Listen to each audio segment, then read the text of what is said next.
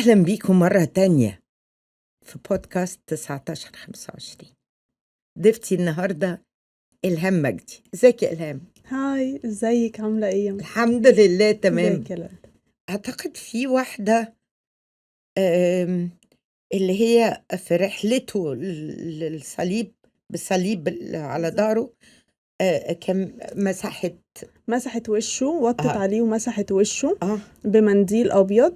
دي في ناس بتقول انها مريم من المريمات، وفي ناس بتقول كانت واحدة عادي خالص من الناس اللي بيتبعوا يسوع كتير. مسحت وشه، وبسبب مسحها دي اتطبع وش المسيح عليها. ودي اللي بعد كده هي المنديل ده موجود لحد دلوقتي في روما. الفاتيكان. يس. والكفن كمان موجود كامل في روما.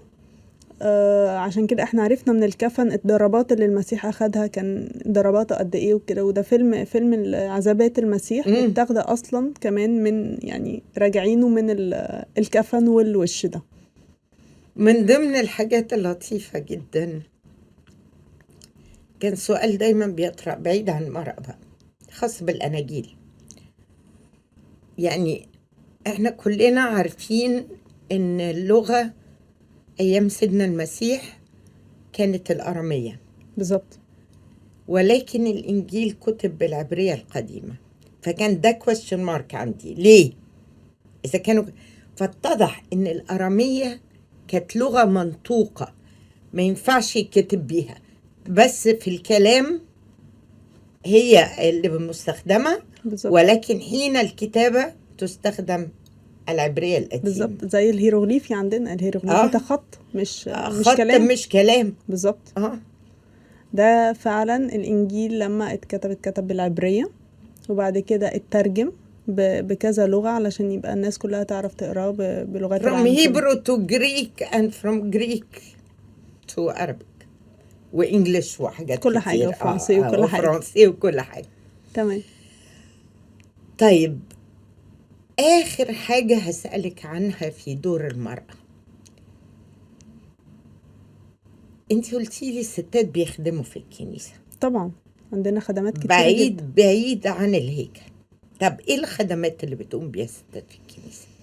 يعني انا عارفة ان في رهبنة في الكل طبعا. اوكي، يعني في كل الطوائف في رهبنة. ما اعتقدش الانجيليين عندهم رهبات، ما اعرفش الحقيقة، ما اعرفش. لا، وانا برضو مش عارفة. انما هنتكلم عن اكبر طوائف اللي هي الارثوذكس والكاثوليك. بالظبط. اوكي، ايه الرهبة؟ ايه رحلتها للرهبنة؟ وهل زيها زي الراجل ولا مختلفة؟ وبعد ما بتترهبن خدمتها بتبقى شكلها ايه؟ اوكي، هي بالنسبة بس عايزة أأكد على حاجة، إنه الخدمة في الكنيسة مش رهبنة بس. ما زي القسيس الكاهن بالزبط. الكنيسة مش شرط يكون راهب. لا، يعني في ستات عادية خالص بتخدم في الكنيسة خدمات كتيرة قوي. يعني زي في خدمة مسنين، في خدمة مسنين اللي هي بتروح لهم البيت وبتساعدهم، وفي بيساعدوا في دار مسنين والحاجات ديت ستات طبعا اللي بتساعدها. وفي بيروحوا المساجين، وفي ستات بتبقى خدمتها الشاغلة انها تعمل اكل كويس مثلا للرهبان للرهبات للستات للكنايس. في خدمات تانية اللي هي افتقاد الناس اللي بقالها كتير ما بتروحش الكنيسة مثلا. في ستات يعني في الكنيسة مليانة خدمات وستات كتيرة اللي شايلها. بالنسبة للرهبات، فالرهبات بيمشوا بستبس كتيرة قوي. طبعا احنا المفروض الرهبة او الراهب عامة كدور رهبنة دي ناس مش عايزة تعيش خالص في الحياة في الدنيا، وعايزة تخدم المسيح بس، مش عايزة اي حد تاني. ومع ذلك بيبقى في خدمات تانية بيعملوها. خلاص بقى بيبقى البابا بيطلب منهم، بما انكم يعني ناس كويسة كده، ممكن تساعدونا في حاجات تانية. ممكن تساعدونا مثلا في زي ما قلت موضوع دار المسنين، في خدمات أطفال، في ملاجئ، في سجون. الحاجات دي بيبقى فيه رهبات مسؤولة ان هي تعمل حاجات. وبرضو في زي ما الرهبان بيعملوا الرهبات بتعمل، بس الفرق الوحيد في القداس. يعني حتى الأديرة بتاعة الرهبات بيجي أب كاهن هو اللي بيجي، أو بيجي قسيس أو راهب يجي يعمل لهم القداس ويمشي. لكن كقربان كأكل كخدمة الحاجات دي كلها بتبقى رهبات. تمام. الرهبات طبعا حياة الرهبانة مش سهلة خالص خالص. قطعا لأنه داعي للدنيا. بالظبط. وحتى في الأديرة نفسها ما بتبقاش حياتهم سهلة. هم مش عايشين في القلاية بتاعتهم أو في أوضتهم، ما بيخرجوش. لا بالعكس، ده فيهم بيزرعوا، بينظفوا، بيشيلوا بقى حاجات زبالة وبيشيلوا حاجات، لأن بيخدموا الدير ده بيتهم. ومش كلهم معاملتهم كويسة مع بعض، لازم بيبقى بيقهروا بعض كده شوية علشان يعني يقهروا الجسد. فبيعملوا بستبس كتيرة. بالنسبة للرهبات اللي هم الكاثوليك بيقوموا بأدوار كتيرة قوي. أنا بالنسبة عشان خريجة مدرسة كاثوليك، فأنا كنت بشوف رهبات بيعملوا إيه في المدرسة بتاعتي. يعني السير بتاعتي إزاي كانت بتعلمني حاجات كتيرة. محبة عظيمة عظيمة، عندهم محبة رائعة. عرفوني بجد بجد يعني إيه يبقى في محبة. مفيش حاجة اسمها مسلم ومسيحي، إحنا كلنا بنصلي، كلنا بنقول يا رب. دي من أحلى الحاجات اللي هم فعلا علموها لي، بقول لهم شابوه عليها يعني. علموني ازاي ابقى بتكلم مع ربنا بمختلف الطائفة بتاعتي، بمختلف الدين بتاعي. فدي كانت حاجة حلوة. دي خدمة هم بيعملوها، هم دي بالنسبة لهم خدمة كبيرة، هم يعلموا أطفال ويبنوا البيز عند الأطفال. احترام حاجات كتير، احترام الكبير، احترام المواعيد، احترام زي الجيش. فكانت الحياة مع الرهبنة حلوة جدا. مع السورات ديت كانت حلوة قوي. ده بالنسبة لمعرفتي للسورات الكاثوليك في مدارسي.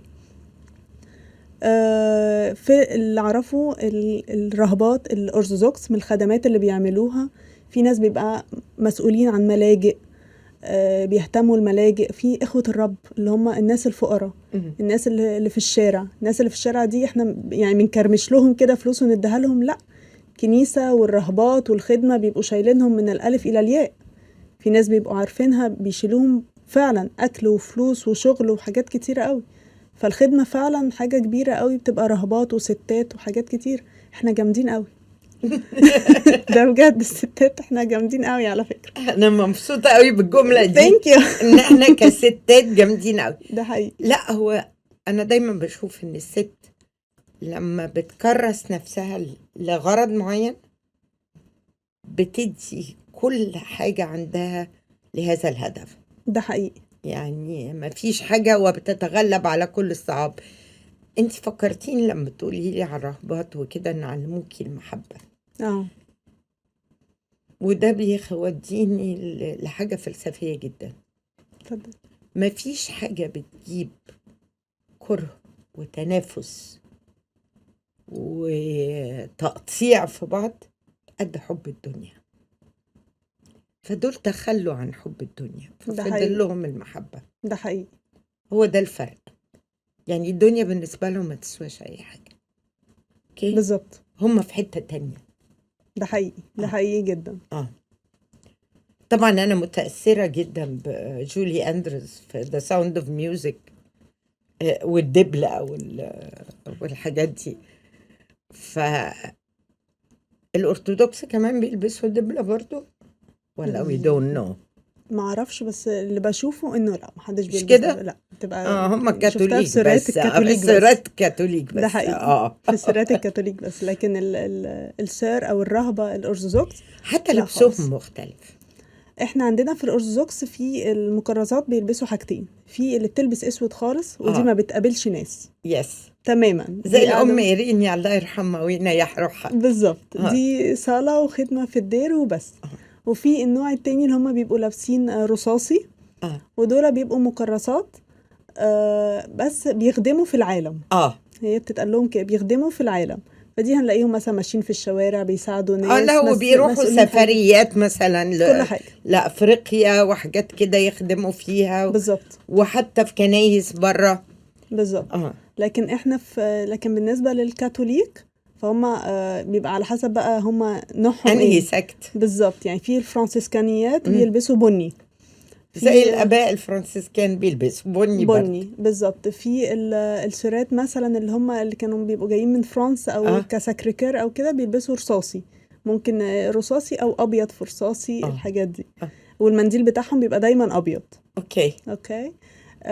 في الوان، لا مش فاكره كل الالوان قوي، بس بيبقى يعني على انا حسب شفت ازرق.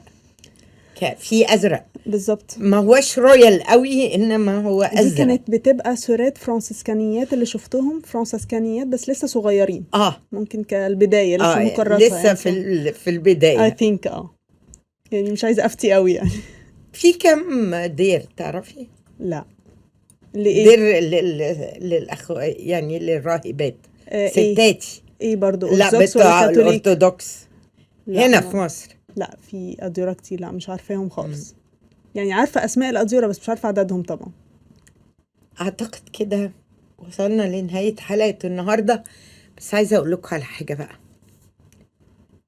انا لازم اعمل دراسة عن الأديرة في مصر، لان يعني زرت كتير بس ما اعتقدش غطيت كله. فان شاء الله المرة الجاية بقى ان ربنا اداني العمر هنعمل بودكاست عن الأديرة في مصر إن شاء الله. اشوفكم في الحلقة الجاية. ميرسي يا إلهام. دريان نورتيني.